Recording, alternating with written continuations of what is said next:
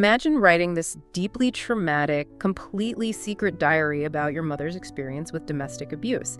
You put your most vulnerable, painful childhood memories onto the page, and you're just hoping to honor her survival. Right. It's a very personal, very raw kind of tribute. Exactly. But then imagine that diary being turned into a massive multi-million-dollar Hollywood blockbuster, and then somehow the people making that movie end up in a $400 million legal bloodbath. It's wild. It just completely spiraled out of control. Right. I mean, they end up dragging Taylor Swift, Ryan Reynolds, and even the American Civil Liberties Union into federal court. And it's all over these intense allegations of smear campaigns, extortion, and digital surveillance. Yeah, it really became the defining pop culture implosion of the entire decade. Yeah. We are looking at a situation where the core theme of the original story, psychological manipulation and the fight for control, essentially escaped the page. It just infected the entire production. It's so crazy. Well, welcome to this deep dive. Today, we are unpacking the completely unprecedented phenomenon of It Ends With Us.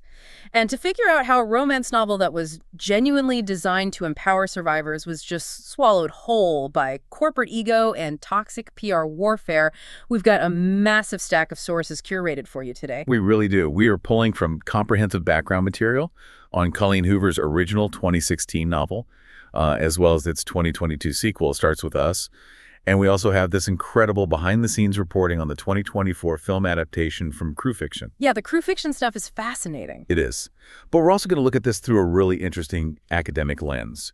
We're using a thesis by Marjan Tavalai on the literary representation of domestic violence.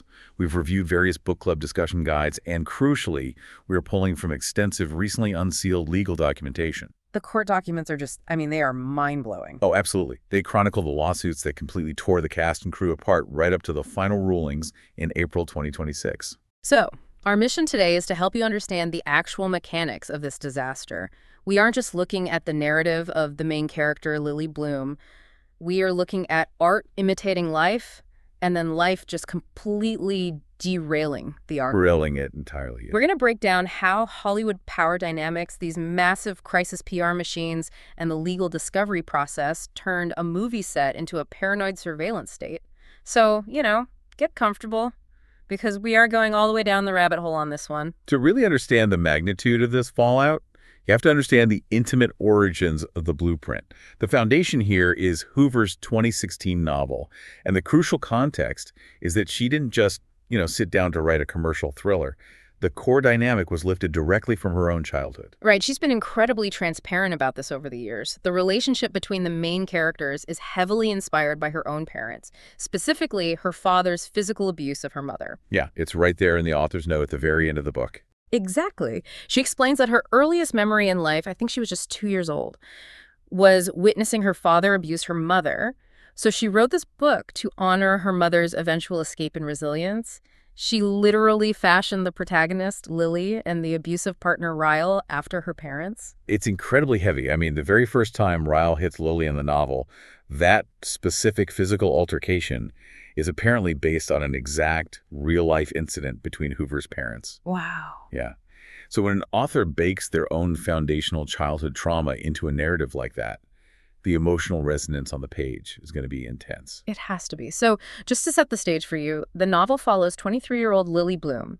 She's a recent college graduate who moves to Boston with this dream of opening her own floral shop. And very quickly, she meets Ryle Kincaid.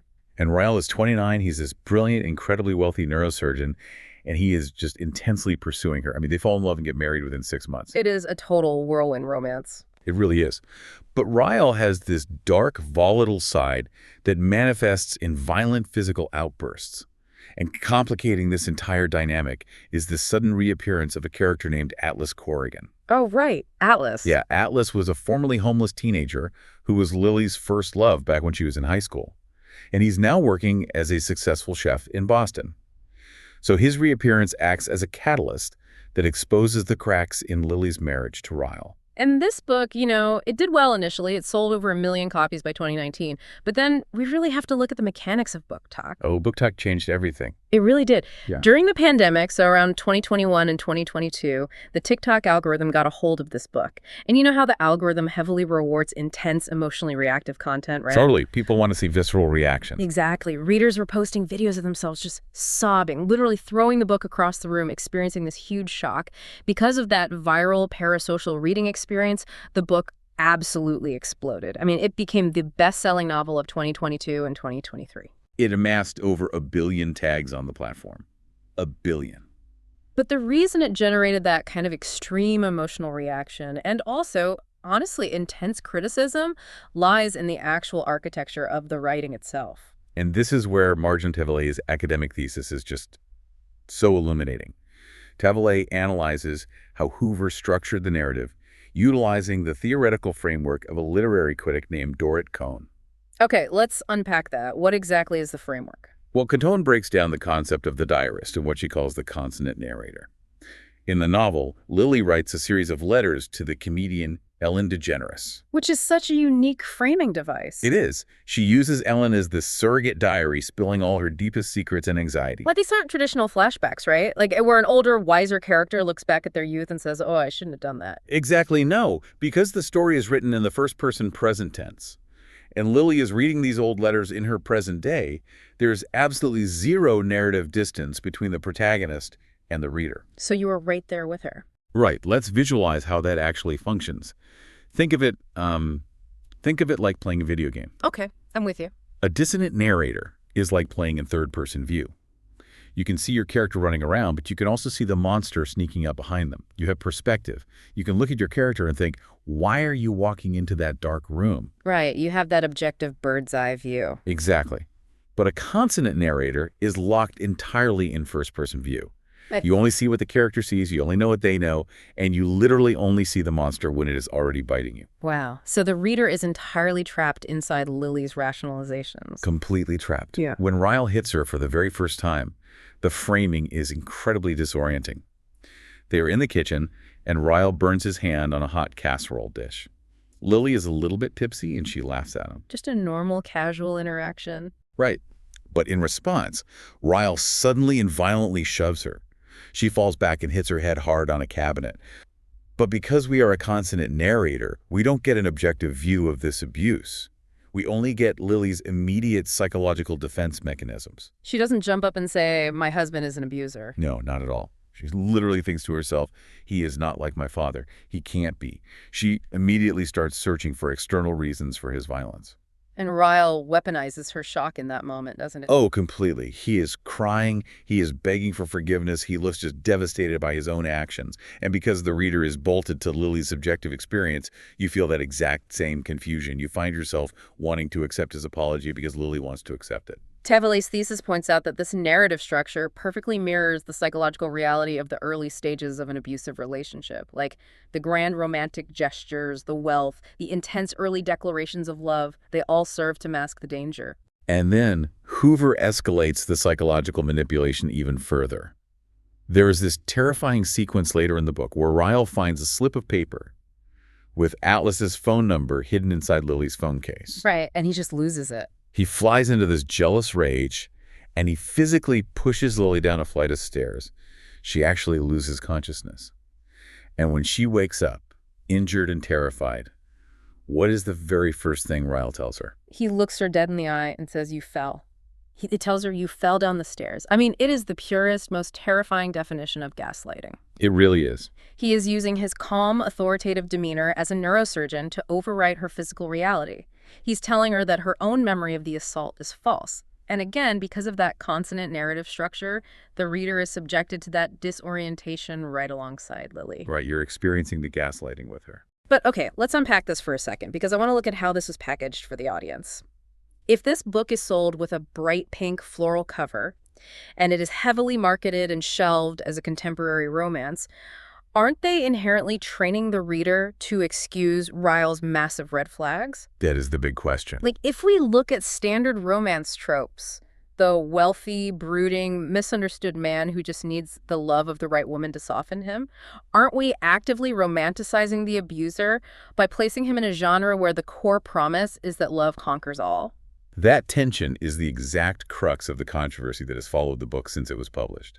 Tavalay's thesis dives deeply into this genre clash. Because it really is a clash. It is, by utilizing the highly recognizable formulas of the romance genre. The extreme physical attraction, the passionate sex scenes, the classic boy meets girl set of the novel, induces severe cognitive dissonance in the reader. Because you're expecting a happily ever after. Exactly. When Ryle becomes violent, the reader's brain registers it as an aberration rather than a fundamental character trait. Why? Because the rules of the romance genre dictate that the handsome leading man is fundamentally good. It makes the reader inadvertently complicit in Lily's self-blame. There is a deeply disturbing scene where Ryle bites Lily on the collarbone during a jealous, sexually aggressive rage. And Lily's internal monologue is, "I did this to myself. I allowed this to happen. I am my mother." That's heartbreaking. The genre expectations make the reader want to find a way to fix the relationship, which mirrors the exact trap Lily is in. The lines between a fairy tale romance and a psychological thriller are completely blurred on the page. And that cognitive dissonance is exactly what made the book a massive, visceral hit. It forces people who have never experienced domestic violence to suddenly understand why someone stays. Right, you stay because the abuser is charming and because you have been conditioned to believe the apologies. Exactly. Yeah. But trying to take that incredibly delicate, deeply internal, subjective experience and translate it to the objective lens of a movie camera, well, that is where the entire foundation of this project started to fracture. Let's move to that adaptation process because it's fascinating. In 2019, an actor and director named Justin Baldoni options the film rights through his production company, Wayfarer Studios. Right, he got in early, before the huge book talk explosion. He did. Fast forward to early 2023, and Blake Lively is officially cast as Lily Bloom. And Baldoni decides he is not only going to direct the film, but he's going to star opposite Lively as the abuser Ryle. They also cast Brandon Sklenar as the childhood love, Atlas. A pretty solid cast on paper. Definitely. Now, translating a massive cultural touchstone to the screen always requires changes, and the Crew Fiction article we reviewed outlines some very deliberate shifts they made from the source material. The most immediate and honestly widely debated change was the decision to age the characters up significantly. In the novel, Lily is 23 and Ryle is 29. In the film adaptation, they're both in their mid-30s. And people had strong opinions about that. They really did. But Colleen Hoover actually came out and publicly supported this change. She admitted that a 28-year-old brilliant neurosurgeon is highly unrealistic, just given the decade of medical schooling and residencies required to achieve that status. That makes sense logically. They also made a bunch of structural changes. They changed the name of Atlas's restaurant. In the book, it's called Bib, which stands for Better in Boston, tying back to an inside joke from their teenage years. In the movie, they renamed it Root, which symbolizes resilience and the strength of oak trees. Right, based on that wooden heart trinket Atlas carves for Lily. Exactly. And they completely excised the quirky teenage obsession with Ellen DeGeneres. Yeah, that whole framing device was gone. The concept of Lily writing in journals remains, but addressing them to Ellen is out. This was likely a pragmatic choice to avoid the real-world controversies that had recently surrounded DeGeneres' talk show, but also really served to streamline the narrative for a film runtime. They also altered the wedding. In the book, Lily and Ryle have this spontaneous, somewhat reckless Vegas elopement. But in the film, it's changed to a much more grounded, traditional hospital proposal right after Ryle's sister gives birth. It changes the pacing completely. It does, but I want to look closely at that age change for a second. How does aging these characters up by a decade shift the psychological weight of the abuse? Like, does making Lily 35 make her predicament more relatable to a wider adult demographic? Or does it strip away the inherent vulnerability of a 23-year-old woman who is just starting her adult life and might be much more easily manipulated by an older, established, wealthy doctor? It absolutely shifts the power dynamic, and it fundamentally changes the genre tone from a young adult coming-of-age trauma story to a mature contemporary drama. That's a great way to put it. Yeah, 23-year-old Lily is inherently vulnerable to the massive financial and social power imbalance of a 29-year-old established surgeon. She is still figuring out who she is. By making them both in their mid-30s, the film portrays Lily as an established adult with a fully formed identity. Right. And noticeably, the film portrays this older Lily as being initially much more in denial of Ryle's abuse than her younger book counterpart. That is a huge distinction, because in the novel, after the very first incident, Lily explicitly tells Ryle that if he ever hits her again, she will leave him. She draws a really hard line. But in the film, she is shown dismissing the first outbursts as pure accidents much more readily. To heighten that isolation, the filmmakers also removed several of Lily's side characters from the book, like her friend Devon and her roommate Lucy.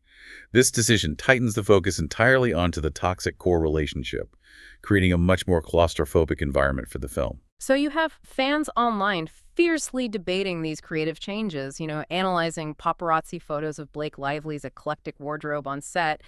But the real tension, the exact cognitive dissonance that Hoover created on the page where the audience is tricked into excusing red flags, was about to play out in real time on the red carpet. Because the marketing strategy for this film Yeah. collided disastrously with the actual subject matter. It was a mess. This brings us to the film's release in August 2024. The tonal mismatch between the way this movie was marketed and the reality of what happens on screen was completely jarring. Very jarring. As we've discussed, the film is an intense depiction of domestic violence and psychological abuse. Yet, it was released into theaters without any trigger warnings for the audience. None at all. And Blake Lively, who was not just the star but also an executive producer, was giving off this incredibly breezy, lighthearted energy during the press junkets. Oh my gosh, the promotional video. Yes. She famously recorded a promotional video where she enthusiastically urged fans to grab your friends, wear your florals, and head out to see it. I mean, it sounded like she was promoting Mamma Mia or some bubbly romantic comedy. Wear your florals. For a movie about a woman being beaten by her husband? And the promotional dissonance went even further than that. Lively used the press tour for this film to aggressively cross-promote her personal lifestyle brand. It felt very opportunistic. It did. She integrated promotions for her newly launched hair care line, Blake Brown, into the press cycle. And even more controversially, she heavily promoted her own alcohol brand, Betty Buzz. Which is just a really tough look. Right. Tying an alcohol brand to a film whose central conflict revolves around domestic violence, an issue that, sociologically and statistically is tragically exacerbated by alcohol abuse, struck many people as deeply, deeply irresponsible. And the internet backlash was instantaneous and severe. People accused the marketing campaign of being wildly tone deaf, of glossing over the trauma just to sell expensive shampoo and cocktails. There was that viral clip, too. Oh, the interview. Yeah. A reporter asked Lively a very earnest question. They asked how victims of domestic violence, who might feel seen by the film, could approach her to discuss its themes. And Lively gave this highly sarcastic, dismissive answer about giving them her address or her phone number, completely sidestepping the gravity of the question. But while the internet was dissecting Lively's PR missteps, the physical reality of the New York premiere painted a picture of a production that had completely turned on itself. That New York premiere, on August 6, 2024, was the exact moment the general public realized something was fundamentally broken behind the scenes. Usually, a premiere is a unified front. Everyone takes a big group photo. Right, but here, Blake Lively and Colleen Hoover walked the red carpet together, posed with the supporting cast, and introduced the film to the audience in the main theater. Justin Baldoni, the director, the male lead, and the man whose studio purchased the rights to make the film in the first place, walked the carpet entirely separately. It was so bizarre. He only took photos with his own friends and family. And the visual of this is just staggering. When Lively, Hoover, and the rest of the cast went inside to the main theater for the screening, Baldoni and his group were literally ushered into the basement of the building. The basement. They watched the film in a smaller, isolated screening room.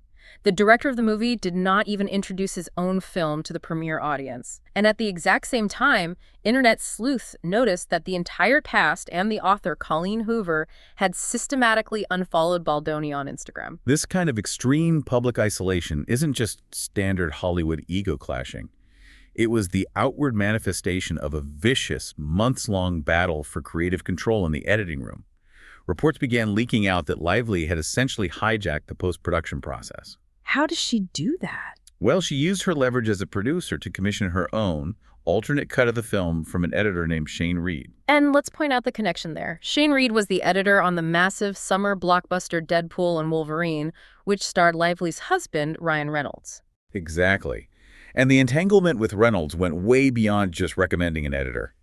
Lively casually admitted during a red carpet interview that Ryan Reynolds had actually written a key rooftop scene of dialogue for the movie. Okay, we really need to pause and explain the mechanics of the WGA strike and guild rules here, because this is a massive deal. It is a huge deal in Hollywood. Lively admitted Reynolds wrote this scene during the Writers Guild of America strike. Ghostwriting a scene during a union strike is considered scabbing. Furthermore, doing it completely without Justin Baldoni's knowledge or consent completely undermines the authority of the director. When you look at the mechanics of Hollywood power dynamics, star producers commissioning alternate cuts or bringing in uncredited writers does happen. But usually those disputes are settled behind closed doors. So what does this all mean? Why did this specific industry power struggle turn into a seemingly irreparable blood feud where the director is banished to a basement? Because of the subject matter. Right. If you are fighting over the edit of a superhero movie, you are fighting over pacing and jokes. If the subject of your film is domestic violence, a battle over tone and creative control is a battle for the moral high ground. Exactly. Baldoni reportedly viewed himself as protecting the serious, trauma-informed message of the film. He wanted to ensure the abuse wasn't minimized. Lively, on the other hand, reportedly viewed herself as protecting the female-centric, empowering narrative that the massive fan base demanded. It's two completely different visions. Right. So when you mix A-list Hollywood egos with deeply sensitive, triggering moral messaging, any creative disagreement doesn't just feel like a professional dispute, it feels like a profound moral betrayal. And that fight for the moral high ground quickly abandoned the realm of artistic differences. It descended into a brutal, scorched earth legal war fueled by multi-million-dollar crisis PR machines. It got so ugly so fast. This wasn't about who had the better cut of the movie anymore. This was about who could destroy the other person's career first. On December 20th, 2024, the situation escalated from tabloid gossip to federal legal action. Blake Lively filed a formal complaint with the California Civil Rights Department against Justin Baldoni, his producing partner Jamie Heath, and Wayfarer Studios. The Civil Rights Department, that is a massive escalation. It is. The complaint alleged that Baldoni created a hostile work environment through sexual harassment and severe boundary violations. And the specific allegations were really shocking. Lively claimed that Baldoni improvised unwanted kissing during their romantic scenes, that he discussed his sex life unprofessionally on set, and perhaps most distressingly, that both Baldoni and Heath repeatedly entered her makeup trailer uninvited while she was undressed. Including specific instances when she was actively breastfeeding her newborn baby. Just incredibly invasive stuff. But the timing of what happened next is crucial to understanding how modern crisis PR works. The very next day, December 24th, the New York Times published an explosive, deeply reported expose titled, "We Can Bury Anyone Inside a Hollywood Smear Machine." That article changed everything. It did. It didn't just detail Lively's harassment claims. It exposed a massive, highly coordinated PR campaign that Lively alleged was orchestrated by Baldoni's crisis manager, Melissa Nathan. Let's break down how a smear machine actually operates for people who might not know. You don't just tweet bad things about someone. Crisis managers plan off-the-record stories with friendly journalists. They leak out-of-context text messages to tabloids. They strategically amplify negative internet comments to make it look like organic public backlash. Exactly. Lively was alleging that Melissa Nathan was specifically hired by Baldoni to construct a false narrative that Lively was a diva in order to distract from his abusive behavior on set. And the institutional fallout from the New York Times piece was instantaneous. WME, which is one of the most powerful talent agencies in the world, immediately dropped Baldoni as a client. And it's worth noting that the CEO of WME, Ari Emanuel, is known to be very close friends with Ryan Reynolds. Interesting connection there. Also, Vital Voices, a prominent nonprofit organization that had literally just given Baldoni a Solidarity Award for his advocacy work regarding women's issues, publicly rescinded the award. SAG-AFTRA, the actors union, released a statement publicly supporting Lively. Amber Heard, an actress who knows intimately how highly publicized defamation battles and internet hate campaigns operate, publicly expressed her solidarity with Lively. Baldoni was suddenly staring down the barrel of complete career ruin. But Baldoni did not retreat. On December 34, 2024, he launched a massive legal retaliation. He filed a $250 million libel lawsuit against the New York Times. $250 million? Yeah. He claimed that the newspaper published cherry-picked, heavily altered communications that had been stripped of their context explicitly to push a false narrative constructed by Lively's team. And he escalated it further. In January 2025, he folded that libel suit into a staggering $400 million countersuit against Blake Lively, Ryan Reynolds, and their personal publicist, Leslie Sloan. The scope of it is just wild. Baldoni's suit alleged civil extortion, defamation, and invasion of privacy. He claimed that Lively entirely fabricated the sexual harassment claims. According to his suit, she weaponized these false claims as a form of extortion to hijack creative control of the film because he refused to yield to her demands in the editing room. And the meta-narrative here becomes incredibly convoluted because you actually had the publicists suing the other publicists. Oh my God, yes. Baldoni's former publicist, a woman named Stephanie Jones, filed a lawsuit against his new crisis manager, Melissa Nathan, and another publicist, Jennifer Abel. Jones claimed that Nathan and Abel essentially poached her clients and then framed her, blaming her for executing the smear campaign against Lively. Here's where it gets really interesting, because the reality of the situation becomes almost dystopian. Think back to the psychological manipulation in the original novel. Ryle physically pushing Lily down the stairs, looking her in the eye, and gaslighting her by saying, "You fell." Now, the real-life actors who portrayed those characters are sitting in federal court, accusing each other of using multi-million-dollar PR firms to globally gaslight the public. Lively says Baldoni manufactured the internet hate against her to cover up his abuse. Baldoni says Lively manufactured the harassment claims to extort his movie and ruin his life. They're both accusing the other of entirely distorting reality. It is a dark, tragic reflection of the source material. The pursuit of narrative control, which is the absolute core mechanism of an abuser's toolkit, became the exact tactic utilized by the actual creators of the film against one another.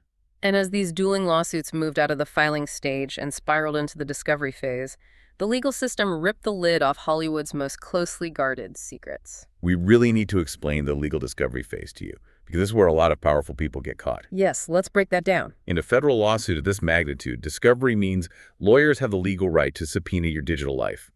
Your text messages, your emails, your iCloud backups, your private group chats, it all becomes legal evidence. And you cannot delete it without facing severe penalties for destroying evidence. Exactly. And in January 2026, the judge unsealed hundreds of exhibits from this discovery process, and the collateral damage dragged a slew of A-list bystanders right into the public record. The unsealed communications regarding Ryan Reynolds were incredibly revealing. The texts show him heavily, intensely involved behind the scenes, far beyond just rewriting a single scene. Reynolds was texting his agents at WME, explicitly demanding that they go full Ari on Baldoni. And going full Ari is a specific Hollywood threat. He is referencing Ari Emanuel, the famously aggressive, relentless bulldog CEO of WME. Reynolds wanted them to crush Baldoni. He wanted him destroyed. In other texts, Reynolds referred to the executives at Sony, the very people financing and distributing his wife's film, as textbook, ineffectual elderly people with no ideas or thoughtful communication skills. And those Sony executives were returning the hostility in their own private group chats. The unsealed discovery showed top Sony brass referring to Blake Lively as a cutting terrorist for how she handled the post-production demands and the press tour. Wow. They discussed her decision to launch her hair care brand on the red carpet, calling it epic-level stupid. And one executive explicitly texted that Lively had made herself bizarrely unhireable to their studio. But perhaps the most culturally explosive collateral damage was the entanglement of Taylor Swift. Oh, the Taylor Swift factor. Swift is famously close friends with Lively and Reynolds. She's the godmother to their children. Baldoni's legal team actually attempted to subpoena Taylor Swift. They claimed that Lively actively used Swift's immense cultural and financial influence to coerce Baldoni into accepting Lively's edits of the film. The unsealed text messages between Lively and Swift are a fascinating look at the casual wielding of immense power. In one exchange, Swift texts Lively, "I'll do anything for you." She offers to help pressure Baldoni by publicly pretending she loved Lively's specific cut of the film, despite never having actually seen it. That is true Hollywood loyalty right there. In another text thread, just days before Lively filed her explosive harassment lawsuit, Swift refers to an interview where Baldoni discussed his own past struggles with trauma. Swift texts Lively, "I think this B-word knows something is coming, because he's gotten out his tiny violin." Swift's legal team vehemently denied she had any official or actionable role in the production. They called Baldoni's subpoena a desperate tabloid stunt.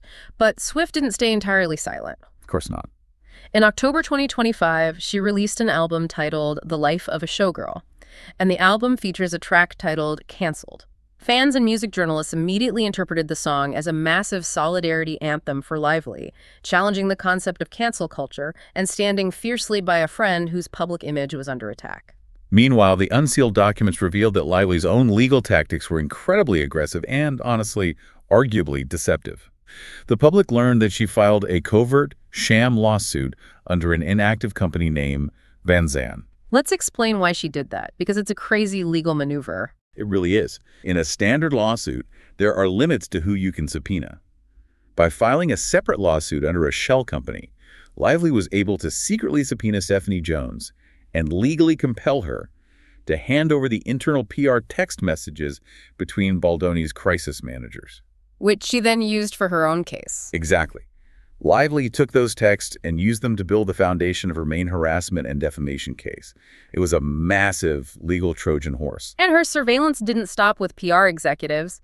Lively cast an unbelievably wide net, issuing federal subpoenas to 107 different digital content creators. 107. She subpoenaed YouTubers, TikTokers, and even the legacy celebrity blogger Perez Hilton.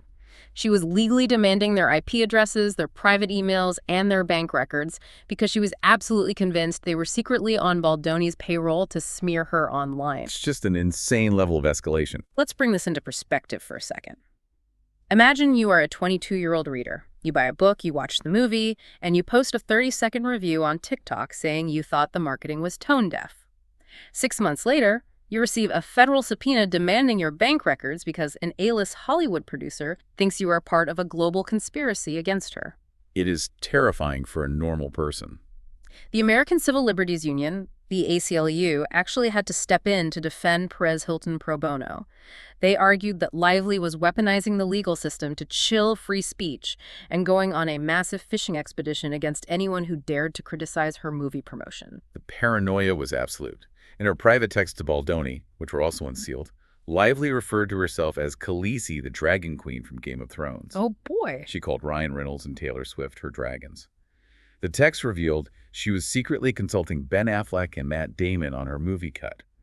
And in those same texts, she disparaged Baldoni's religion, the Baha'i faith, referring to it as a cult. The arrogance and the desperation leap off the page. When you look at the mechanics of this, you see how the absolute desperation to control the narrative drove every single party to extremes. It turned a movie set into a paranoid surveillance state. Lively truly felt she was fighting for her physical safety, her reputation, and her creative voice against a manipulative, abusive director. And on the flip side, Baldoni truly felt he was fighting against a cartel of untouchable Hollywood elites who were trying to extort his life's work and permanently destroy his reputation. Which brings us to the legal resolution, or at least the first major legal resolution. After nearly 2 years of character assassination, leaked texts, and relentless legal posturing, the courts finally handed down a major ruling just a few days ago on April 2, 2026. Judge Louis J. Lyman delivered what can only be described as a massive blow to Blake Lively's case. He formally dismissed 10 of her 13 claims. 10 out of 13. Yeah, and most significantly, he threw out the sexual harassment claims entirely. We need to explain the mechanics of Title VII to understand why a judge can just throw out a sexual harassment claim like that. Because to the average person, that sounds crazy. It came down to legal definitions and workplace power dynamics. Title VII is the federal law that protects employees from workplace discrimination and harassment. The judge ruled that Lively, as an independent contractor and a high-level executive producer who literally wrote in an email that she was producing every moment of the film, did not meet the legal bar to claim a hostile work environment under Title VII. Because she wasn't an employee, she was the boss. Exactly. Furthermore, the judge made a very specific ruling about the nature of film sets. He stated that creative artists must have some amount of space to experiment within the bounds of an agreed script, without fear of being held liable for sexual harassment. Basically protecting the acting process. Right. Essentially, the judge is saying that an actor improvising a kiss during the filming of a romantic scene, while perhaps deeply unwelcome and unprofessional, does not automatically constitute actionable sexual harassment under federal law, especially when the plaintiff holds massive producing power and can technically fire the person doing it. The judge also ruled on the PR smear campaigns. He stated that Baldoni hiring a crisis PR team to plant positive stories about himself or even to cast doubt on Lively's credibility in the press was legally permissible defense behavior in the context of a public feud, not illegal retaliation. It's just the ugly business of Hollywood PR. Exactly. However, it wasn't a total victory for Baldoni. The judge did allow Lively's breach of contract claim and a much narrower retaliation claim to survive, which sets up a highly anticipated federal trial scheduled for May 18, 2026. So the legal war is not over. It is definitely not over. But this endless litigation leaves the actual legacy of the story and the future of the franchise in a bizarre limbo. Yeah, what happens to the sequel now? Well, back in 2022, fueled by the TikTok resurgence, Hoover published the sequel novel, It Starts With Us. In that sequel, Lily successfully co-parents her child with Ryle, sets very strict boundaries to protect herself, and eventually marries Atlas. The book finds a way to give Lily genuine narrative closure and a healthy, abuse-free future. But the real-world future of this franchise is a total wasteland. Wayfarer Studios, which is Baldoni's company, legally holds the film rights to that sequel, It Starts With Us. But Baldoni has publicly stated he will absolutely not direct it, sarcastically suggesting to the press that Blake Lively is ready to direct it herself. And the studio financiers have been targeted by online threats. Given the multi-million-dollar lawsuits and the vicious personal attacks, it is highly unlikely Lively and Baldoni will ever be in the same state again, let alone on a movie set together. The corporatization of this deeply personal trauma story has yielded some truly tone-deaf moments beyond the movie set, too. We have to look at how the publishing industry reacted. Oh, the publisher's response was unbelievable. Perhaps the most glaring example of corporate disconnect was the attempt by the publisher, Atria Books, to release And It Ends With Us coloring book in 2023. A literal coloring book for a story where a woman's husband pushes her down the stairs and bites her in a rage. Yes, a coloring book. Hoover eventually canceled the publication of the coloring book after facing massive backlash from her own fans, publicly admitting the concept was incredibly tone-deaf. But it serves as a perfect, grim example of how corporate monetization frequently misreads the room regarding trauma. The publisher saw a massively popular brand with high engagement metrics, and they tried to merchandise it like it was a Disney movie, completely ignoring the horrific, violent reality of the subject matter that made the book famous in the first place. I want to bring this all back to Marjan Tavali's academic thesis one last time, because her critique of the novel's ending feels incredibly prescient given the real-world fallout. It really does. In the original book, Lily eventually chooses to forgive Ryle. She leaves him romantically, but she agrees to co-parent with him without ever seeking legal accountability. She never presses charges for the assaults. Right. And Avali's thesis suggests that this choice somewhat mirrors Lily's own mother's passive choices. Lily breaks the physical cycle of living under the same roof as her abuser, but she doesn't hold him legally accountable to the outside world. It's a very poignant critique. Lily prioritizes a peaceful, controlled closure over the messy, destructive reality of seeking public justice. And the irony is staggering when you compare it to the real-world creators. It's the exact opposite of what they did. Right. The book's famous final line, which Lily speaks to her newborn daughter, is, "It ends with us." It is supposed to symbolize the definitive end of the cycle of abuse. But look at the absolute scorched earth left by this film production. The fallout is just massive. The $400 million lawsuits, the destroyed careers, the subpoenas targeting random fans on TikTok, the weaponized PR smear campaigns. Didn't the creators just invent a brand new, highly publicized cycle of Hollywood toxicity and exploitation? That is the ultimate tragic irony of this entire saga.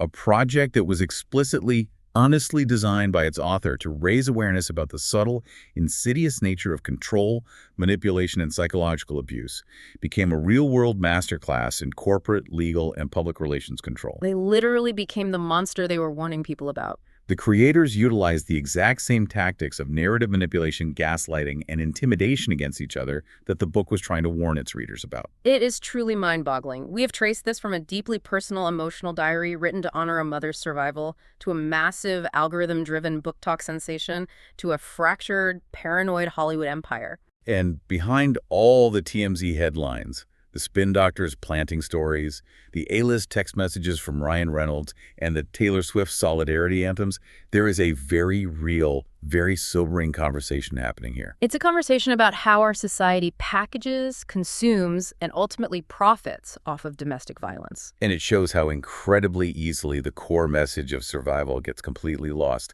the moment corporate egos and hundreds of millions of dollars enter the room. I want to leave you with a final thought today. We've spent this entire deep dive analyzing how the creators, the directors, and the actors fought tooth and nail in federal court to control the narrative of It Ends With Us. But consider the millions of fans. The people who actually made it a hit. Exactly. Think about the readers, the survivors of domestic violence who saw their own pain reflected in Lily Bloom. Think about the TikTok creators who were literally subpoenaed and dragged into the federal legal system simply for posting a review online. When art becomes this massively consumed mirror, who actually owns the moral messaging of a story? Is it the author who lived the trauma? Is it the studio that funded the adaptation? Is it the actors who played the roles and commissioned the edits? Or is it the audience who integrated that story into their own lives and championed it? That's the real question. The next time you watch a movie about a heavy, traumatic subject, ask yourself, are you actually being educated on a social issue, or are you just buying a $12 ticket to fund someone else's PR war? Because as we've seen today, when you try to find the moral high ground in Hollywood, it is just muddy waters all the way down. Thanks for joining us on this deep dive.